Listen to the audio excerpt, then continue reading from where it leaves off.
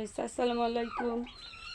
এই যে দেখেন বাচ্চারা সবাই বড় হয়ে গেছে, খাবার দিচ্ছি সব। মাশাআল্লাহ সবাই সুস্থ আছে, সবাই খাবার খাচ্ছে। দেখেন কিভাবে ওরা খাবার খাচ্ছে।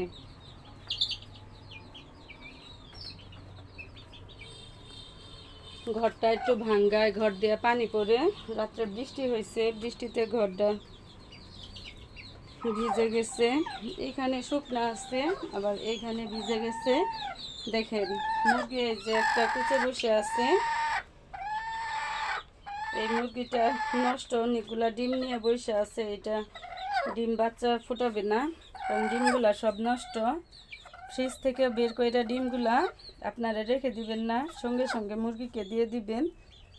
আর মুরগিকে বসায় দেওয়ার চেষ্টা করবেন। এই ডিমগুলা আমি বুঝতে পারি নাই, ভুল থেকে মানুষ নতুন কিছু শিখে। ফ্রিজ থেকে বের করে রাখছিলাম মুরগির ডিমগুলা, অনেক দিন বের করা ছিল, সেজন্য এটা বাচ্চা ফোটানোরই নষ্ট হয়ে গেছে। এবার শিখলাম, নতুন একটা কিছুর শেখার আইডিয়া হইল, নতুন কিছু শিখতে পারলাম। ভুল থেকেই মানুষ শিক্ষা নেয়, আমিও নতুন কিছু শিখলাম।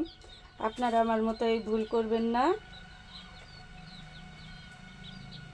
ফ্রিজ থেকে ডিম বের করে সঙ্গে সঙ্গে বসাই দিবেন। আমি কিছুদিন রেখে দিছিলাম, সেজন্য ডিমগুলো নষ্ট হয়ে গেছে। এই মুরগি পানিতে ভিজেই এই ডিমগুলো নিয়ে কুচে বসে আছে, কারণ এই ডিমগুলো বাচ্চা ফুটাবে না, ওকে কুচেটা ছাড়াই দিব, ওকে উঠাই দিব। আর দেখেন কতগুলা ডিম ও নিয়ে বসে আছে, এটা তো বাচ্চা দিবে না।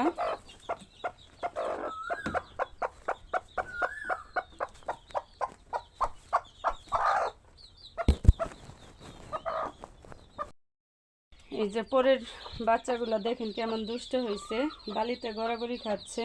এখন গরম দিন, লাইট জ্বালানো আছে, যাদের তাপের প্রয়োজন লাইটের নিচে এসে তাপ নিবে।